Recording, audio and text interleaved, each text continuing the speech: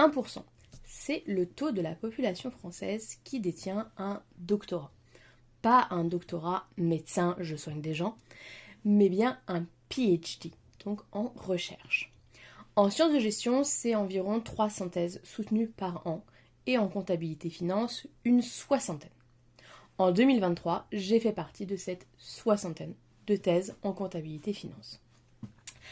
Et dans une précédente vidéo, on avait commencé à évoquer mes travaux de thèse et je vous avais dit, si ça vous intéresse, je vous ferai une vidéo. Voici la vidéo en question. Une thèse, c'est la soutenance de thèse, c'est quand on vient défendre le manuscrit, la thèse, donc c'est le manuscrit, qu'on a mis 3 ans minimum et 4 voire 5 dans mon cas, années à construire, à écrire, c'est de la recherche qu'on mène, donc on fait des études sur le terrain, des entretiens, des analyses, etc. Voilà. Et donc du coup je me suis dit que pour vous parler de mon sujet de thèse, le mieux c'était de s'adresser à la moi du passé et à la moi de janvier 2023 qui a soutenu sa thèse et qui avait du coup enregistré. Voilà. Vous allez voir, c'est un exercice un petit peu particulier avec un formalisme très précis. Donc je vais vous laisser avec justement ma soutenance de thèse qui s'est donc déroulée en janvier 2023. Restez quand même jusqu'à la fin, vous allez voir, il y a 2 petites surprises à la fin. Monsieur le président du jury, mesdames et messieurs les membres du jury, cher public, je vous remercie de votre présence et j'ai l'honneur de vous présenter mes travaux de recherche portant sur l'engagement actionnarial en 3 essais. Je vais tout d'abord vous présenter le contexte de ma recherche, puis une définition de l'engagement actionnarial avant d'aboutir sur ma problématique générale. Je présenterai ensuite mon cadre institutionnel et théorique avant de vous présenter mes 3 essais. En conclusion, je vous présenterai mes contributions générales ainsi que mes perspectives de recherche. Je suis partie d'un premier constat qui a été la recrudescence de scandales sur ces 20 dernières années. Des scandales aussi bien financiers qu'environnementaux, sociaux ou de gouvernance. On pensera à l'effondrement du Rana Plaza, au Dieselgate ou encore au scandale financier de Lehman Brothers. L'engagement actionnarial s'est développé en parallèle à ces scandales, avec notamment une augmentation de plus de 20% entre 2014 et 2017 en France. Proxinvest, une société de conseil française, constate même que la contestation est au plus haut depuis 20 ans. Ainsi, il m'a semblé important de définir l'engagement actionnarial pour le différencier de l'activisme actionnarial, puisqu'il existe actuellement un amalgame dans la littérature. L'engagement actionnarial va principalement se démarquer par la recherche de responsabilité sociale de l'entreprise, et plus particulièrement par la recherche d'efficience économique. Les modes d'action de l'engagement actionnarial ont été clairement identifiés au cours de l'année passée, et j'ai abouti à une définition de l'engagement actionnarial suivante. Cela consiste en l'utilisation par les actionnaires des droits associés à leurs actions pour aller agir au sein des entreprises afin d'influencer les stratégies vers des démarches extra-financières incluant les critères environnementaux, sociaux et de gouvernance. C'est donc une vision plutôt long terme comparée à l'activisme actionnarial et les modes d'action vont être multiples, du dialogue aux lettres, questions à la direction, au vote de résolution interne en assemblée générale ou encore les dépôts de résolution externes. Il peut y avoir des procédures également de médiatisation ou de recours judiciaire. J'ai abouti donc à la problématique suivante. Quelle est l'évolution de l'engagement actionnarial en France? Quels sont ses acteurs, ses leviers et ses freins? Alors, j'ai sous-divisé cette question en 3 questions de recherche qui ont mené chacune à mes 3 essais. Tout d'abord, je me suis interrogée sur l'évolution historique des stratégies d'investissement socialement responsable, dont fait partie l'engagement actionnarial, dans le monde et en France. Ensuite, les incitations et les freins à cette pratique dans un système de marché français. Et enfin, j'ai fait une focalisation sur un acteur spécifique que sont les ONG en France et leur contribution à la pratique de l'engagement actionnarial. Donc, qui sont les acteurs de l'engagement actionnarial en France? Tout d'abord, les actionnaires évidemment, qui vont être impactés par une législation venant de l'État, qui vont essayer donc d'influencer les entreprises soit de façon individuelle, soit par le biais de recours à des coalitions d'actionnaires, et qui peuvent être aidés par des acteurs externes comme les ONG, les agences de notation extra-financière ou encore les sociétés de conseil. Ces actionnaires peuvent également aller médiatiser leur engagement actionnarial, médias qui vont relayer l'information auprès de la société civile. Donc, quels sont les processus d'engagement? Les dialogues, donc les dialogues principalement dits behind the scene, donc privés et non médiatisés. Ensuite, les questions écrites ou orales prévues par le Code du commerce, avec une obligation de réponse de la part des entreprises et de réponse publique, soit lors de l'Assemblée générale, soit en publiant la réponse sur leur site internet.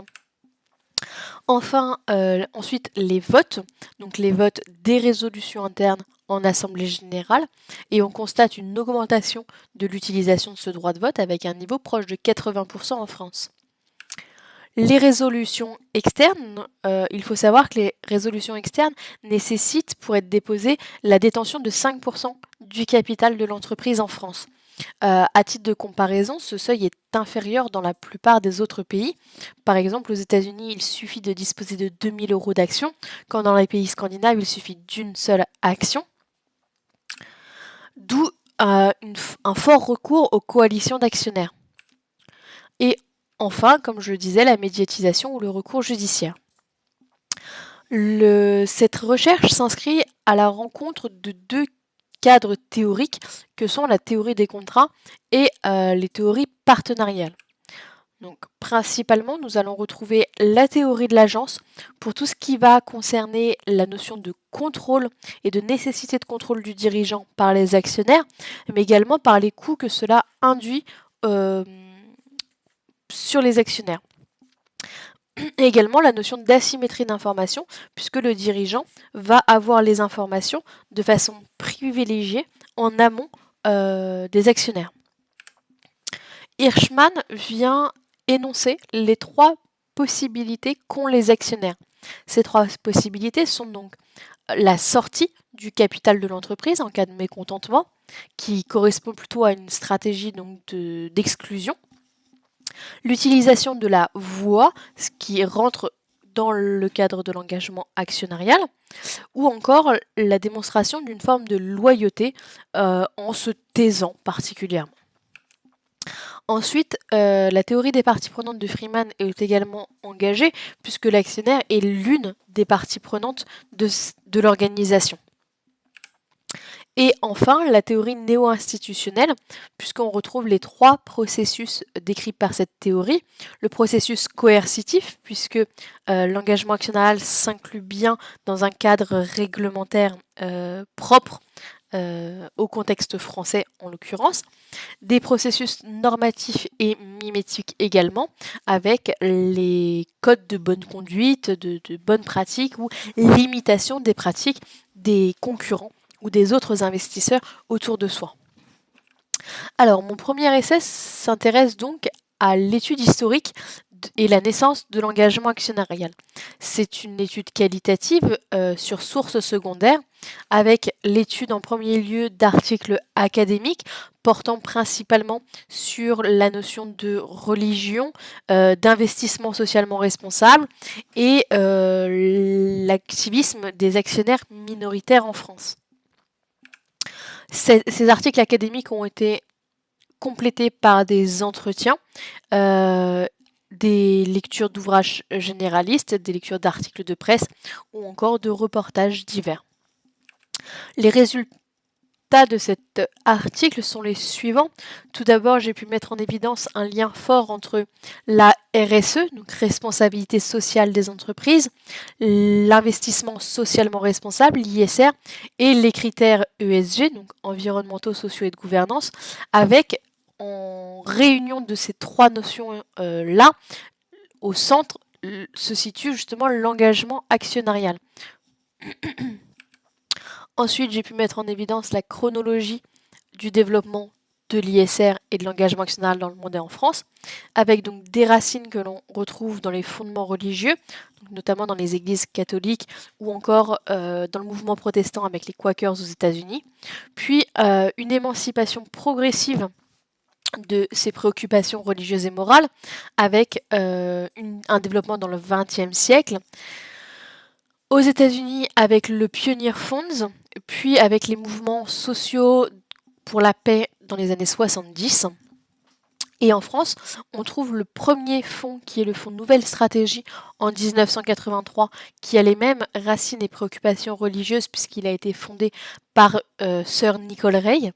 Et puis en 91, la création de l'ADAM par Colette Neuville, qui est toujours actuellement le fonds d'engagement actionnarial le plus prospère en France. Les facteurs d'influence propres au contexte français ont aussi pu être mis en évidence comme étant particulièrement liés à l'actionnariat familial. Pour qu'il y ait engagement actionnarial, il faut que le capital des entreprises soit relativement ouvert. Ce qui n'était pendant très longtemps pas le cas en France, puisque le capital social des entreprises était principalement tenu par les familles ou par les enfants, ce qui ne permettait pas d'avoir réellement d'engagement actionnarial dans ces entreprises-là. Ensuite, mon deuxième essai s'est intéressé aux incitations à l'engagement actionnarial. C'est une méthodologie qualitative, encore une fois, avec 17 entretiens semi-directifs qui ont été menés, puis retranscrits et codés via le logiciel NVivo 12. Mes entretiens ont ciblé les investisseurs institutionnels, mais également quelques sociétés de conseil. Le codage qui en ressort est sous forme de 3 grandes thématiques. Tout d'abord, les relations pour pouvoir positionner les investisseurs dans justement un écosystème avec l'identification des acteurs. Puis les pratiques pour pouvoir aller confirmer certaines littératures académiques précédentes et pour pouvoir comprendre le processus d'engagement des actionnaires. Et puis une thématique plus large sur justement l'engagement avec la motivation à s'engager, les leviers, mais également les freins, le positionnement ou encore la thématique. J'ai donc pu mettre en avant des critères incitatifs à la pratique de l'engagement actionnarial comme étant l'idée qu'une entreprise plus performante d'un point de vue ESG va gagner en performance financière. Ensuite, les modes d'action privilégiés ont été identifiés et on a constaté vraiment que le dialogue était la pierre angulaire de tout processus d'engagement actionnarial. Et que seulement si ce dialogue échoue, on a d'autres modes d'action qui vont s'enclencher, avec principalement tout d'abord le vote dit sanction, donc un vote contre dans les résolutions internes, puis à l'extrême, ce qui est considéré comme étant à l'extrême, en tout cas pour les investisseurs, le dépôt de résolution externe et la médiatisation auprès de la société civile.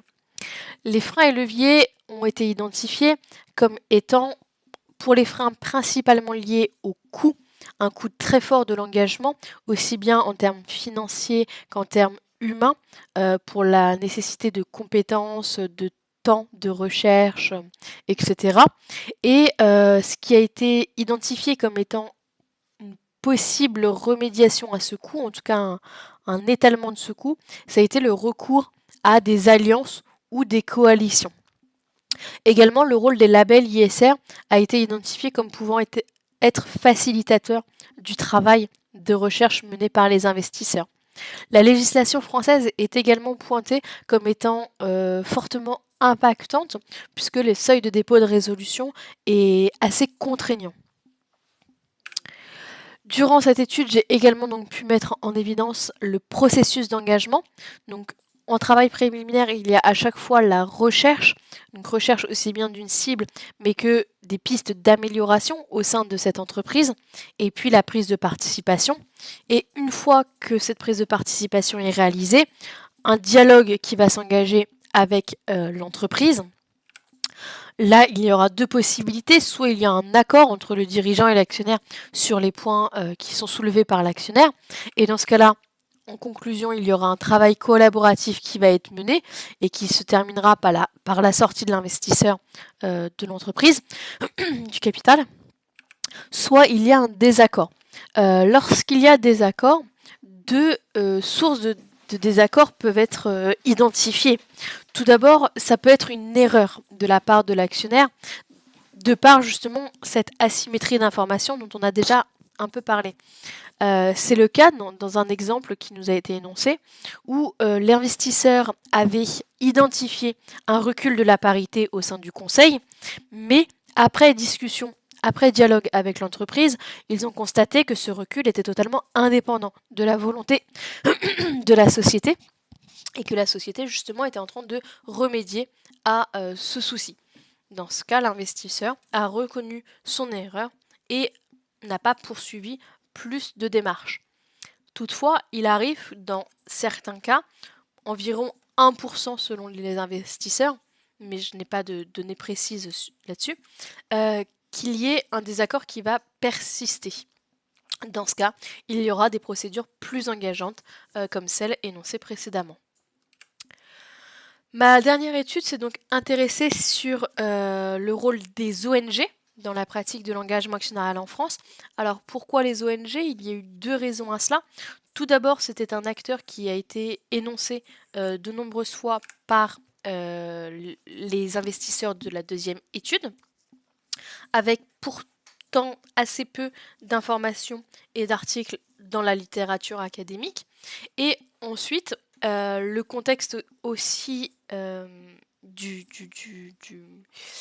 du moment, qui était donc l'affaire du siècle. Donc l'affaire du siècle, c'est l'attaque de l'État français pour inaction climatique par des ONG justement françaises. 5 entretiens semi-directifs ont été réalisés pour cette étude, avec, comme pour l'étude précédente, retranscription et analyse via in vivo.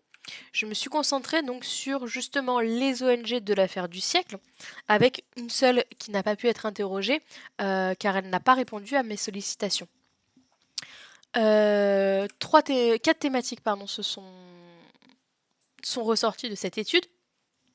Tout d'abord, on a interrogé l'identité de l'ONG, et puis un peu sur le même modèle que dans l'essai numéro 2, les relations avec les autres acteurs pour pouvoir positionner les ONG dans cet écosystème, puis les modes d'action pour pouvoir comparer s'il y avait des modes d'action différents entre les investisseurs et les ONG, et enfin leur vision, leur définition de l'engagement actionnarial. Ce qui ressort de cette étude, c'est un rôle assez multiple des ONG dans la pratique de l'engagement actionnarial. Tout d'abord, plusieurs leviers vont être apportés par les ONG en ce qui concerne le plaidoyer, le lobbying, mais également l'expertise, la recherche ou encore la sensibilisation auprès des médias ou la mobilisation citoyenne. Tous ces leviers ont pour ambition de faire évoluer la législation et de changer le comportement des entreprises. Pour ce faire, plusieurs modes d'action sont mis en avant par les ONG. Le dialogue, beaucoup, et le plaidoyer surtout. Il faut savoir qu'il y a pourtant une difficulté de positionnement des ONG comme étant actionnaires. Ils énoncent clairement posséder des actions dont ils se servent pour pouvoir aller en assemblée générale et agir en assemblée générale, et pour autant, ils se refusent à dire qu'ils pratiquent l'engagement actionnarial, parlant beaucoup plus de plaidoyer et de difficultés dans la communication justement de cet engagement-là. Les ONG ont pu donc être insérées dans la cartographie des acteurs de l'écosystème, avec donc plusieurs relations entretenues par les ONG avec l'ensemble des acteurs. Donc c'est-à-dire avec l'État pour la partie lobbying, avec les entreprises pour la partie pédagogique où ils vont faire des formations auprès des salariés notamment, mais également avec les investisseurs pour du plaidoyer également auprès de banques pour justement prendre en compte les critères ESG dans les investissements, mais également dans leur aide apportée à la rédaction de résolutions externes. Les contributions générales de ma thèse sont donc de deux ordres. Des contributions empiriques, tout d'abord, avec la mise en évidence de l'importance des coalitions d'actionnaires dans la pratique et le succès de l'engagement actionnarial, notamment pour la partie dépôt de résolution externe, qui va être donc favorisée, mais également pour la réduction des coûts. Le rôle des dialogues dans la réduction des asymétries d'information, qui est vraiment très important, et puis l'identification d'une utilité des ONG, justement dans l'apport de connaissances de terrain.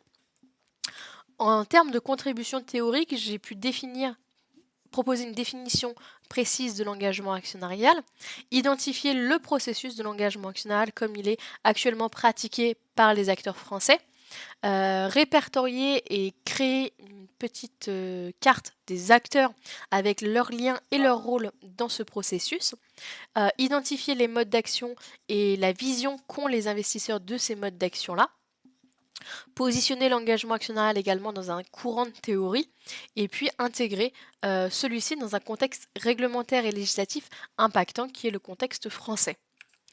Mes perspectives de recherche sont nombreuses. Tout d'abord, je souhaiterais étudier d'autres acteurs de l'engagement actionnarial, comme les agences de notation extra-financière, mais également des directeurs financiers d'entreprises concernées par une procédure d'engagement actionnarial. Réaliser également une étude comparative avec un autre contexte que la France. J'ai pour cela le projet d'étendre mon étude sur les ONG à un contexte européen. Réaliser une étude bibliométrique à l'aide de logiciels d'analyse de texte. Étudier des exemples d'engagement actionnarial antérieurs au XXe siècle dans une perspective historique. Et mesurer l'utilisation, le coût et l'efficacité des modes d'action dans une perspective beaucoup plus quantitative. Merci de votre écoute. Voilà, donc suite à ce petit speech de ma part, qu'est-ce qui se passe? Il se passe environ 2 heures. 2 heures durant lesquelles les membres de mon jury, qui donc ont lu ma thèse en avance, évidemment, puisqu'on envoie le manuscrit 2 à 3 mois avant la soutenance, et ben vont me poser des questions, l'idée étant de défendre ma thèse. Donc pourquoi j'ai choisi ceci, pourquoi j'ai choisi cela, pourquoi j'ai pas fait ça, etc. Donc voilà, c'est 2 heures de questions-réponses un petit peu. Et puis après, on demande à tout le monde, enfin le jury demande à tout le monde de sortir.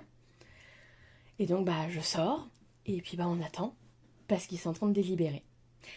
Et au bout de...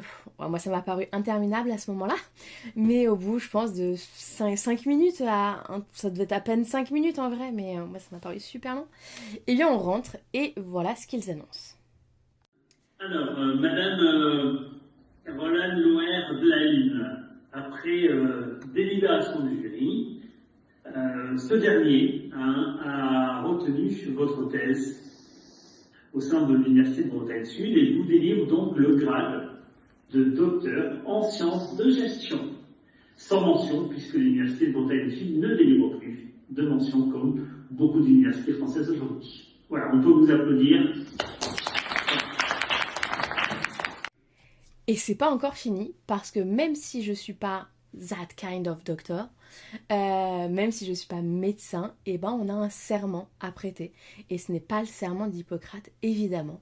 Et donc je vais terminer cette vidéo en vous disant à la semaine prochaine et en vous laissant avec justement le fameux serment que j'ai dû prêter en 2023. En présence de mes pairs, parvenus à l'issue de mon doctorat en 2023, et ayant ainsi pratiqué dans ma quête du savoir l'exercice d'une recherche scientifique exigeante, en cultivant la rigueur intellectuelle, la réflexivité éthique et dans le respect des principes de l'intégrité scientifique, je m'engage, pour ce qui dépendra de moi, dans la suite de ma carrière professionnelle, quel qu'en soit le secteur ou le domaine d'activité, à maintenir une conduite intègre dans mon rapport au savoir, mes méthodes et mes résultats.